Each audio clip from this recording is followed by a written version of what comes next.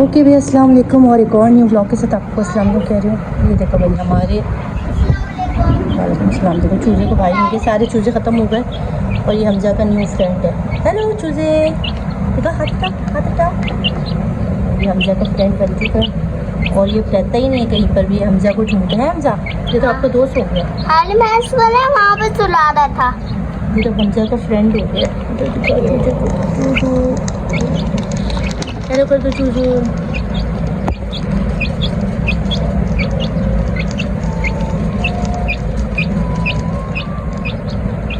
ये तो मज़े से रहता है इसके साथ और इसके बाकी सारे जितने भी थे ना सब मर गए, यही बच्चा है और ये भी बड़ा यहीं पे रहता है। इसको बाहर हम बंद भी करते हैं ना तो फिर भी ये रोता है, शोर करता है। जब इसको यहाँ से गोद में लेटाओ ना फिर ये खामोश हो जाता है। तो ये सीन चल रहा है अभी घर में।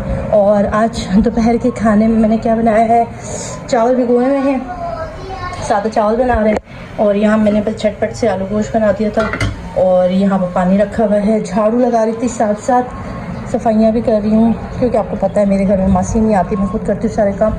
तो भाई सारे काम निपटा के खाना खा के फिर आपसे मिलती हूँ।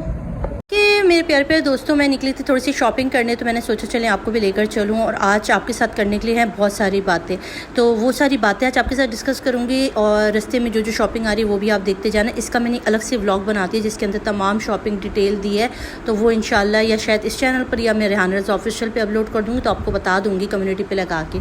अच्छा, आज मैं क्या ख़ास बात करने वाली थी, आपको जैसे कि पता है रिसेंटली मेहदी काज़मी साहब और दुआ ज़हरा का केस चल रहा था। उसके सिलसिले में हमने देखा कि जुनैरा माहम ने बहुत ज़्यादा तंग किया। तो मुझे याद आया आज से कुछ महीनों पहले जब सितारा यासीन वाला मामला हुआ था और सितारा यासीन के मामले के ऊपर उसने जुनैरा माहम आई थी, शुएब और जवेरिया के एक यूट्यूबर है, उनके कहने पर वो इस मामले में पड़ी थी।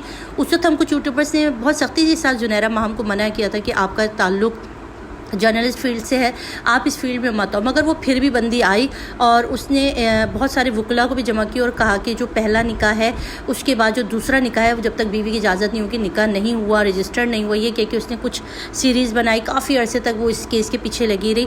और उसके बाद जब सितारा यासीन ने तस्वीर भी प्रोवाइड कर दी, सितारा यासीन ने तमाम के तमाम अपनी शादी की वीडियोस बना दिए, जितने भी गवाहान थे उनको पेश कर दिया, उनके मामू जिन्होंने निकाह पढ़ा उनको पेश किया, कौसर जो उनकी सेकंड वाइफ थी सितारा यासीन की जो सौतन है साजिद साहब की जो दूसरी बीवी थी, उसका भी स्टेटमेंट दिलवा दिया। कौसर ने खुद आके उनके चैनल पर कहा कि भाई मैंने खुद शादी की है, यानी कि सारी एविडेंस उसको दी। तो वो मोहतरमा शर्मिंदा होने की जगह जिस पे जुनैरा माहम ने कहा था कि मैं माफ़ी भी मांगूंगी, मैं सॉरी भी कहूँगी, और उसके बावजूद हमने देखा कि जुनैरा माहम ने ना तो माफ़ी मांगी और ना ही सॉरी की। उल्टा सारा का सारा जो मुद्दा था, सारा का सारा जो इल्ज़ाम था, जो कुछ भी हुआ A to Z वो सारा का सारा दूर के रिश्तेदार पे लगा दिया।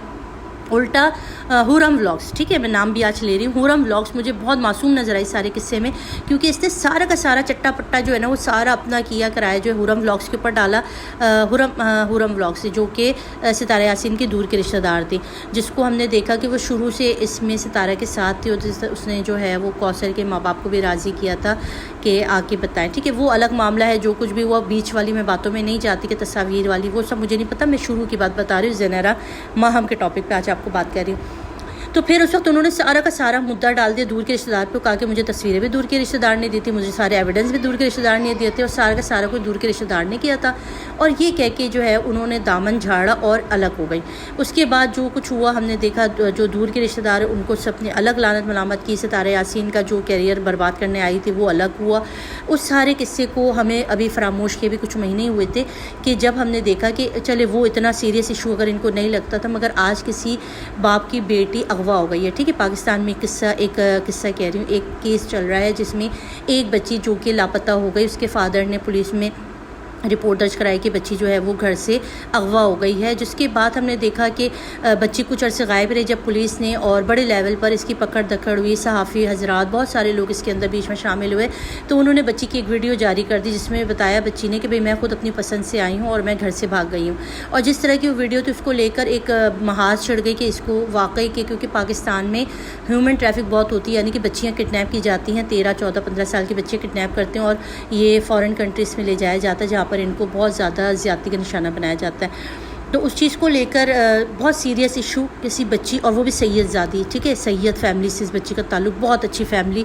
पाकिस्तान में अगर पाकिस्तान के इस्लामी माशरे में अगर कोई भी ख़ानदान सबसे ज़्यादा सुपीरियर है, सबसे ज़्यादा ऊंचा है, वो है आले सैयद यानी आले रसूल का ख़ानदान। तो ये फैमिली बिलोंग करती है आले रसूल से, सैयद शिया फैमिली है ये।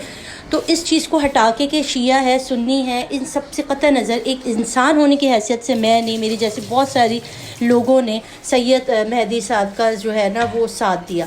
उस पर जुनैरा माहम ने जो है वो सिर्फ अकेली नज़र आई। बाकी जितने भी यूट्यूबर, जितने भी हमारे सहाफ़ी हैं, जितने भी लोग हैं, उन्होंने ये नहीं देखा कि शिया है सुन्नी, उन्होंने बस ये देखा कि एक बच्ची है, उसके फादर हैं, उसकी माँ है, ब्लग ब्लग के रो रही है और अपनी बच्ची को सीने से लगाना चाहती है, मगर उसको लगाने नहीं दिया गया। उसको अदालत में धक्के लगाए गए, उसके साथ बहुत बुरा सलूक किया गया, उसको लेके काफ़ी बहस छिड़ा। परसों वाली जो अदालती कार्रवाई उसके मुताबिक कि अब जो है ना वो बच्ची के लिए ये इकदाम उठाया जा रहा है। अच्छा, यहाँ पर यार लाइट गई हुई थी, मैं घर वापस आई तो लाइट नहीं थी। कराची में ये भी इशू है कि लाइट चली जाती है, तो मैं अंधेरे में एमरजेंसी लाइट की रोशनी में खाना पका रही थी, और उसके बाद क्योंकि बच्चों के चूज़े मर गए थे वो भी लेने जाना था, वो सब भी आपको साथ साथ दिखाती जाऊँगी, ठीक है। आलू गोश्त ही चढ़ा रही हूँ भाई, कोई नई चीज़ नहीं है।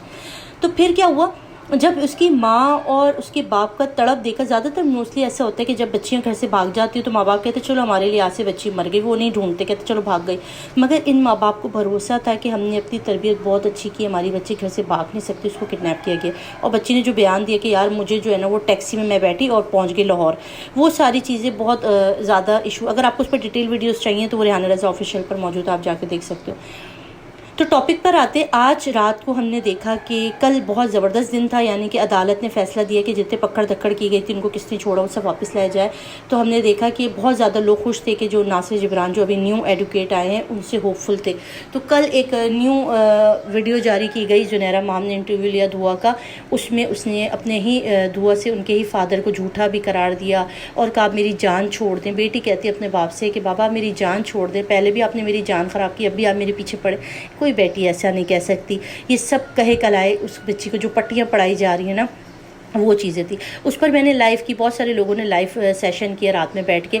उसके बाद एंड ऑफ द डे क्या होता है, हम देखते हैं कि कल रात को काज़मी साहब जिस पर जुनैरा माहम ने ये इल्ज़ाम लगाया था कि आपने ख़ुद भाग के शादी की थी, आपके ख़ानदान के बहुत सारे लोगों ने भाग के शादी की थी, जिसकी वजह से मकाफ़ात अमल हुआ है और आपके साथ ये सब हुआ है। तो उस पर जो है मेहदी काज़मी साहब बहुत दिल गिरफ्ता हुए। उन्होंने रात को कुरान मजीद जो है वो सर पर रखा, कहा कि मुझे इतना ज़िज कर दिया गया है कि अब इज़्ज़तों पर बात आ गई, मेरी बात को झुठलाया जा रहा है। तो मैं इस कुरान की कसम खा के कहता हूँ कि मैंने भाग के शादी नहीं की। और उन्होंने अपनी शादी की वीडियो भी दिखाई, शादी की तस्वीर भी दिखाई, सारे एविडेंस दे दिए।